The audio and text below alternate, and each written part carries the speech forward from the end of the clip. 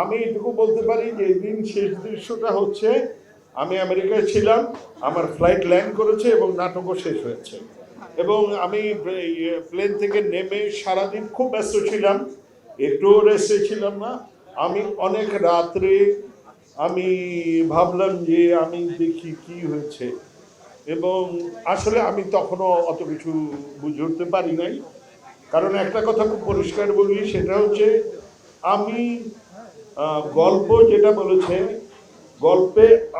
গল্পটা পড়ে বা এক একটা পর্ব পড়ে আমার চরিত্র কি করতে হবে, এটা একেবারে সাধারণভাবে যেটা মাথায় এসেছে সেটা আমি করার চেষ্টা করেছি। এবং আমাকে অ্যাবসলিউটলি গাইড করেছে আমার ডিরেক্টর মোস্তফা কামাল রাজ। নাদের ভাই আমি এইরকম ভাবছি, ও একেবারে কিন্তু ওই ট্র্যাডিশনাল ডিরেক্টর না যে এখান থেকে এখানে যাবেন, এটা এইভাবে বলবেন, এটা এইভাবে বলবেন, এমন ডিরেক্টর কিন্তু ও ছিল না। ও না, শিল্পীর ফ্রিডম ছিল, কিন্তু ও কি ভাবছে, এখানে কি করা উচিত, এইটা ও শেয়ার করেছে। আমি ওইভাবে করার চেষ্টা করেছি, আমার কল্পনার মধ্যে ছিল না। একেবারে সত্যি কথা যে আমি আমার সহকর্মীদের বলেছি, টিম মেম্বারদের বলেছি, এটা কি নাটক না নাটকের চাইতে উপরে কিছু। আমার যারা কোয়ার্টিস্ট, আমার ছেলেমেয়েরা, আমার বোন, আমার ভাগ্নি, তারা যে প্রতিক্রিয়া দেখিয়েছে, আমি অনেক রাত্রে 2টা-3টার সময় বলেছি, একজন মানুষকে যদি নিজের পরিবারের সদস্য মনে না করে, তাহলে এমন রিয়াকশন ক্যামেরার সামনে আসে না। এটা নাটক হয়নি, নাটকের চাইতে অন্য কিছু। এবং সাধারণ দর্শক আপনারা দেখেছেন যে এটাকে কি বলবো, আমার আসলে ভাষা নয়। আমি দেখতে দেখতে এবং দর্শকদের কমেন্ট পড়তে পড়তে এক পর্যায়ে আমি গ্রুপে লিখেছি আমি কিন্তু দেখা বন্ধ করে দিলাম, কারণ আমি আর নিতে পারছি না, এত আবেগ আমি আর নিতে পারছিলাম না।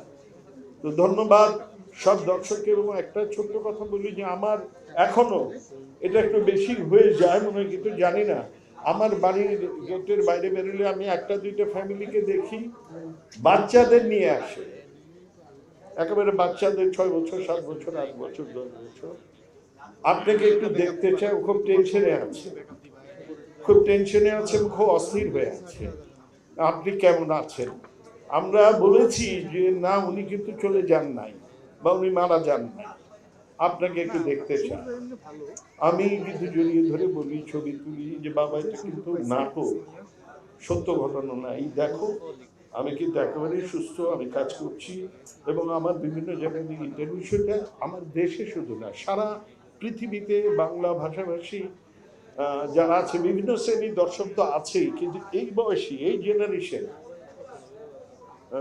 এই নাটকের মাধ্যমে বাংলা নাটকের সাথে, বাংলা সংস্কৃতির সাথে যে যুক্ত হয়েছে, আমি প্রথমত মোস্তফা কামাল রাজকে শুধু ধন্যবাদ দেব না, নাট্যকার হিসেবে এবং পরিচালক হিসেবে সে একটা ঐতিহাসিক দায়িত্ব পালন করেছে।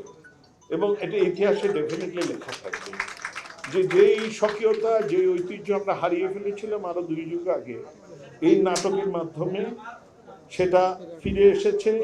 এই জেনারেশন এই নাটকের মাধ্যমে সারা বিশ্বে বাংলা সংস্কৃতি, আমাদের স্বকীয়তা, আমাদের ঐতিহ্যের সাথে আবার যুক্ত হয়েছে, এটা নিশ্চয়ই আপনারাও দেখেছেন।